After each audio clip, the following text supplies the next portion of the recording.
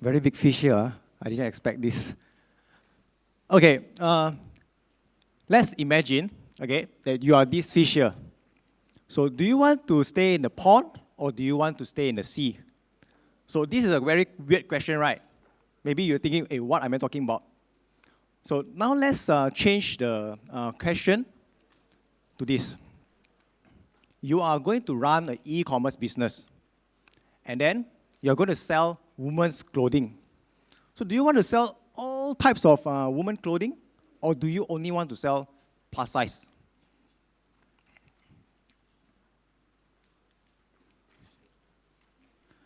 Okay. Any one of you here not running an e-commerce business? Any one of you here? I see that everybody. Okay, there's one here. Two. Okay, seems like most of you here are running an e-commerce business. So along the way, when you build your e-commerce, surely you will meet these kind of questions. Who are your customers? And what kind of products do you want to sell? Because this, in turn, will determine whether you're going to serve the niche market or the wide market. Because society actually tells us that bigger is better. So in this sense, wide market is better, right? Because people say bigger house, you want to buy bigger TV, bigger car, everything bigger. Even eyes also want to be bigger. But when it comes to target market size, it's not true. The bigger you are, the target market size, the bigger, then the less focus you have. So let's see this question. There's some question that I need you to think about. You have a heart problem now, okay? So who are you going to see? Do you want to see the heart specialist, or do you want to go and see the general practitioner? So you want to see Dr. Phang, or you want to see Dr. Chiji? Okay, next question. Sorry. If you're looking for plus size women's clothing, who are you going to see? Which store are you going to? Anybody know Miss Claire? They are the plus size expert. So you want to go and see Miss Claire or just any kedai pakaian ABC? So you choose. So I'm going to tell you that this is the power of niche. I'm Phang, I'm from Cytron. And today I'm going to talk to you about fish and pond. Or you can say e-commerce and niche market. I'm going to share with you about our journey and how we scale in a niche market. So what is Cytron? So we actually sell electronic and robotic components when we started. We are a robotic company. And when we started, we have this problem. Because we are in a niche market, so we are thinking, niche very small, right? But actually, niche doesn't mean small. Although I'm using the analogy that niche means, using the analogy that small pond as our niche market, but niche doesn't mean small. Niche actually means specialized. So when we started, because we are small, we sell only electronic components, and then we sell robotic components, which is a very niche market. And then after that, we design controllers for other universities to join robotic competition. It's also a very niche market. Then we tried to reach out to other universities, students in other universities. Then we started cytron.com.my, our online store. Actually, at the time, the business was actually quite good. But because of our fear, we thought that we are not going to grow big in this market because it's a very niche market. So we tried many different things. We tried to reach out to wide market, big market segment. We even built a robot. Then in one of the events, somebody that introduced himself as an investor, he came to talk to us. Then this was how it goes. So imagine that I'm the investor now. Hey, can you tell me about your robot? Sure, our robot can do everything, can do everything I tell you. Oh, really? Then can your robot sweep the floor? Can. I tell you, you just program the robot, then can sweep the floor. Oh, like that. Can go to the moon. Go to the moon. Cannot. So the story of this is, we tried to be everything to everybody. Then we become Nobody at all. So then that is the point where we realize that actually focus is the key. Then we scrap everything else. It's actually a very, very tough decision to do, but we scrap everything else and we just focus on our very niche, which is digital making. Some of you may not understand what is digital making. So if you were to build electronic projects, then you will be coming to us. And that is our turning point, and that's how we become Malaysia's largest digital maker marketplace. So if there's only one thing that you want to take away from my sharing today, is this. It's better to be a big fish in a small pond than be a small fish in a giant sea. Because the objective here is always to be a big fish. So these are some of the examples that I mean about electronic projects. You can build a robot. You can even make a smart home, then control it using Telegram. So there are three main things that we learn in a niche market. So I'm going to share with you here. The first thing is about money. I guess that most of us here have money problem. But unless anybody here, father is Bill Gates, anybody's father here is Bill Gates? No, right? So most of us here have limited budget. So let's picture this. Let's picture a scenario here. That now there's a bull with sharp horns chasing after you now. And you only have 10 arrows. Are you going to simply shoot the arrow everywhere? Then hopefully one of the arrows going to kill the bull. Or are you going to aim at the head of the bull and shoot all your 10 arrows? So that's the same with e-commerce. Because when you are very focused, it's very easy for you to have high sales with the same amount of money because we have very limited amount of money.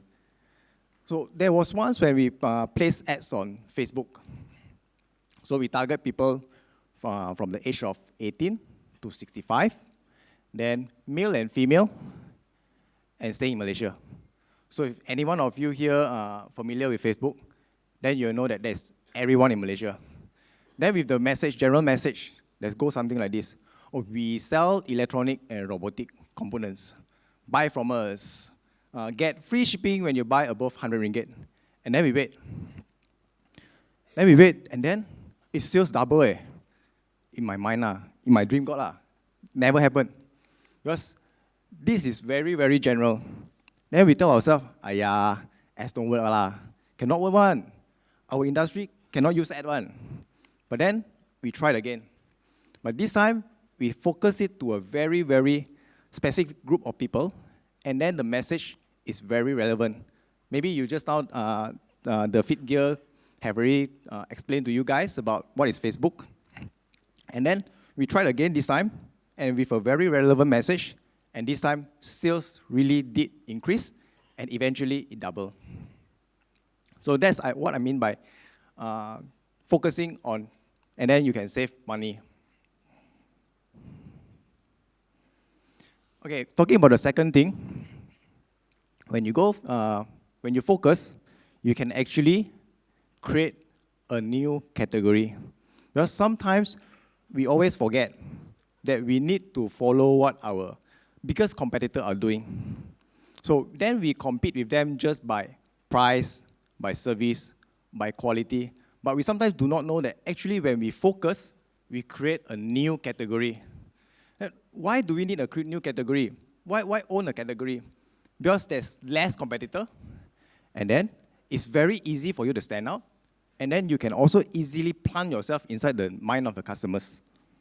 So let's look at the example. Then now you create a category like us. We are in the robotic category. So because e-commerce rely very heavily on online presence, so if you go to Google and you find something like electronic products, or you find something we call it Arduino or Raspberry Pi, which is very niche, then you'll see we are the number one. So it means that it's the same for all you guys. If you are focused, then you will own the keyword in your own category, and it's very easy to do that. Let's go into the third one. For the third thing, when you focus, you become the trusted expert. You do not need to compete just purely on price. A lot of us, I think that first thing that will come to mind is, okay, we play the money game. We throw the price. We make it lower. Okay, people are selling 100 ringgit. Okay, I sell 90, then sell 80. But when you go focus, actually, you do not need to compete just on price. You can even, people are selling 100, maybe you can even sell 110 because you are the expert. Because the more you are focused, the more people will see that you are very good at that very skill and you are the expert. And when you are expert, you gain brand recognition. Look back at the example of the heart specialist. Just now I said, he's the expert and his fee definitely is high. But when it comes to heart surgery, are you going to find the cheapest option out there? Are you going to ask the doctor, hey doctor, can give discount, doctor? No, right, you're not going to ask them that question. So these are the three main things that we learn about in the niche market. Okay, now you know the benefit of a niche market. So how do I find my pond? First, look at your industry. Is there any gap? Is there any customer's pain point that others are missing out? And while you can actually solve it, and you can take advantage of it, list it down. Then second, look at yourself. Look at your business. What is your strength? What are you good at?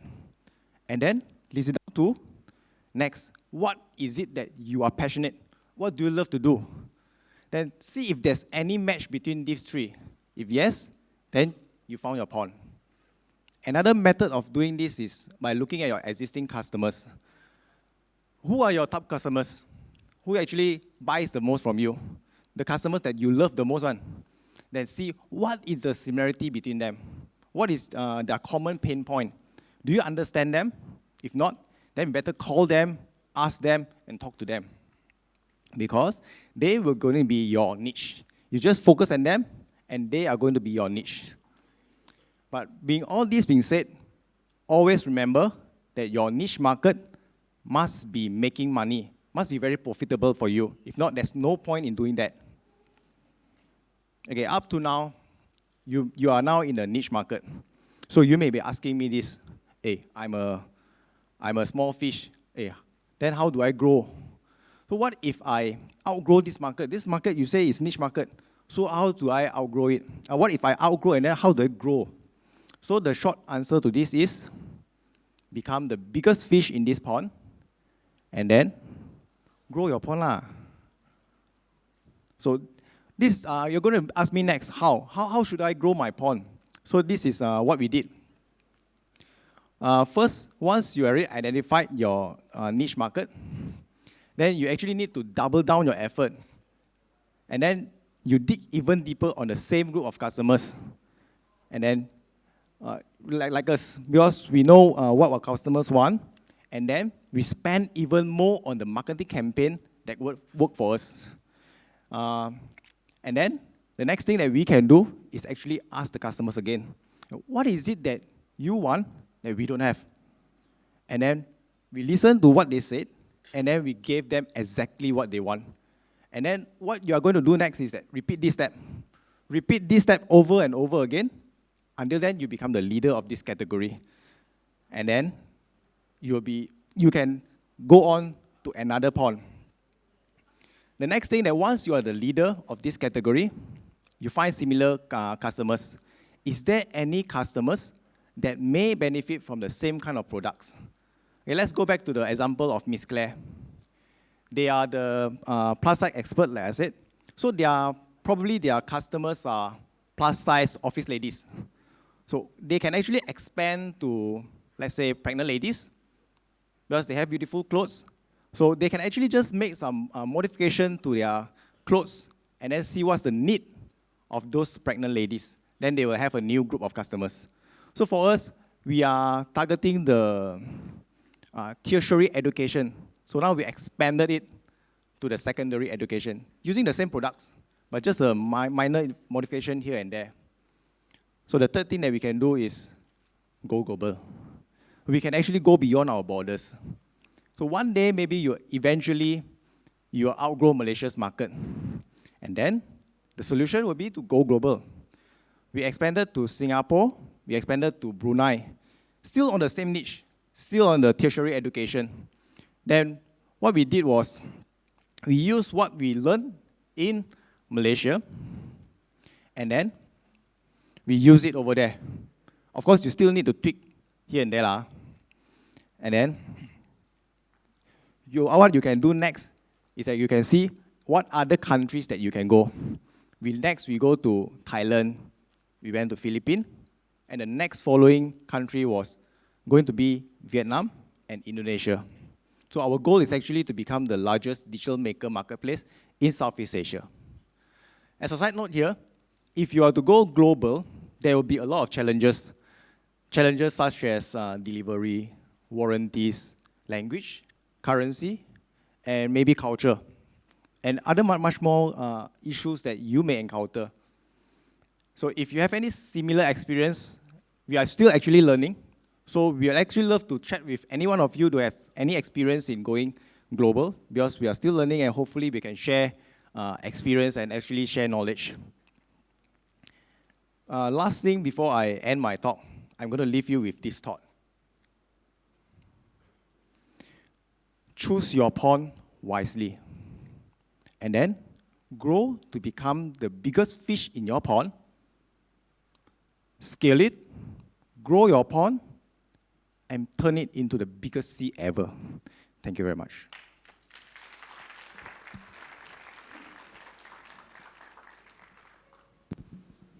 Okay, so we have time for questions. Is that okay?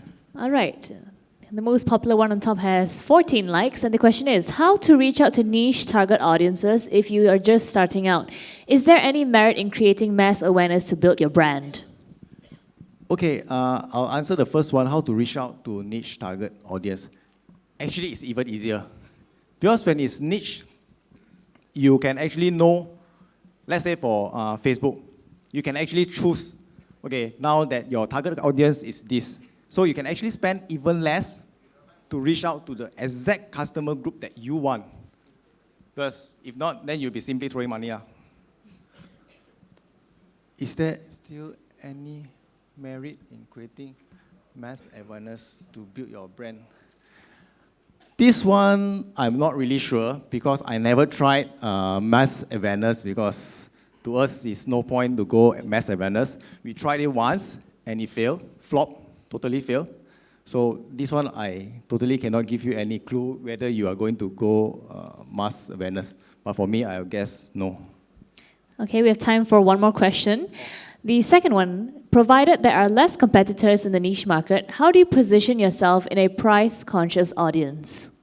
Provided that there are less competitors in the... Okay, whenever you go niche, you are trying to be the leader. You are trying to be the expert here. So don't look so much on the price. Yeah, you have to match, or you can only be slightly higher than your competitor. But still, your objective here is to be the leader and be the expert and not on the price. Does it answer the question? If not, then maybe you can see me after this, then we can discuss. Yes, that's a very good idea. And of course, that's all the time we have for you. Ladies and gentlemen, thank you so much. Mr. C.Y. Phang from Cytron Technologies.